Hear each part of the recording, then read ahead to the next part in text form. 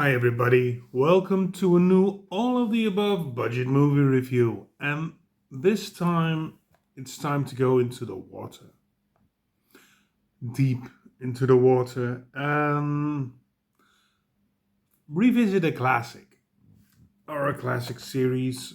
But the first movie is an ultimate classic. Yeah, I saw this movie years ago and I rewatched it last week. And the last time I saw it before that was on a big screen. Um, there was last year there was a revival of classic movies that were screened in the cinema, open air here in Holland. And one of those movies was Jaws. And I'm a big fan of this movie. It's one scary movie and it's a good movie. It has heart, it has drama, it has a good story, it has suspense, it has everything. I liked it because of the humor, also. The Richard Dreyfuss character. Uh, I could laugh my ass off at him, but when it became serious, it was really serious. I love the shark. I love the movie, the music. I love the build up. I loved it all. And it's in my books. This is a classic, and this is one I will revisit year after year just to see it.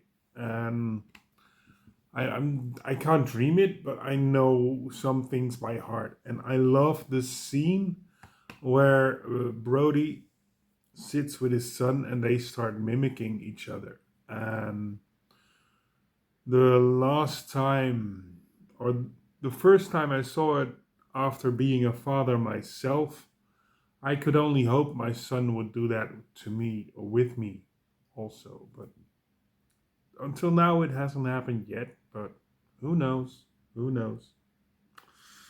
But Jaws is my ultimate go to classic.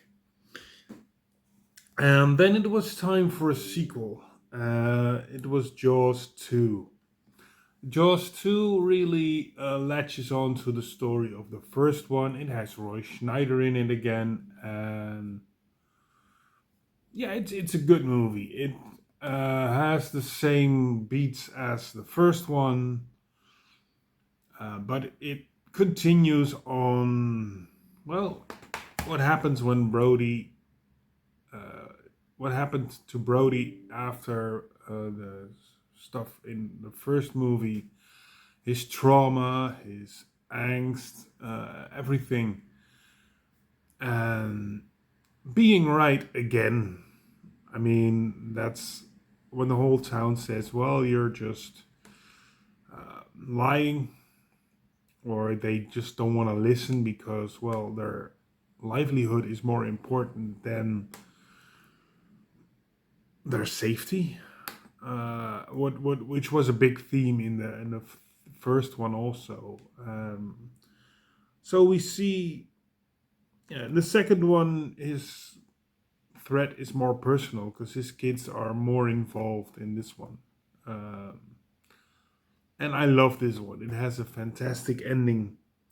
But then came part three, and I'm still holding up the same cover because it's a three movie collection and it has all three movies in them.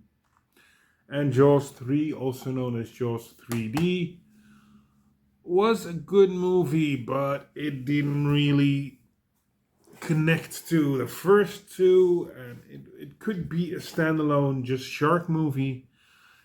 If they just changed the names, it would be a cool shark movie without any Jaws connection. But yeah, you wanted to bring in the big box office dollars, so you called it Jaws 3D.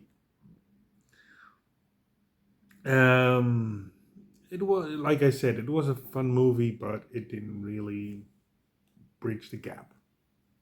Then it was time for Jaws the Revenge.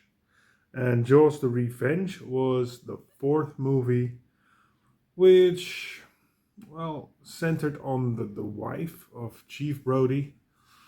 who eventually, yeah, Brody was written out of the movie, like he died somewhere of a broken heart or something, or he died. So he's not in the movie. We see a cameo picture of him in the police station in the beginning of the movie. But yeah, he's not there. But I liked this movie. It was the first Jaws movie I ever saw, so remember that. I loved the Michael Caine character and how he was suave and he was kind of the bad boy, bad man type person in that movie. So um, yeah, then well, it was finished. That was the last Jaws movie. Yeah, I'm wondering, did you see all the Jaws movies? What did you think of the Jaws movies? Do you think there have been better shark movies until uh, after that? Or I don't know. Let me know down here in the comments. And if you want to like this, like it. And if you want to subscribe, you can do that here too.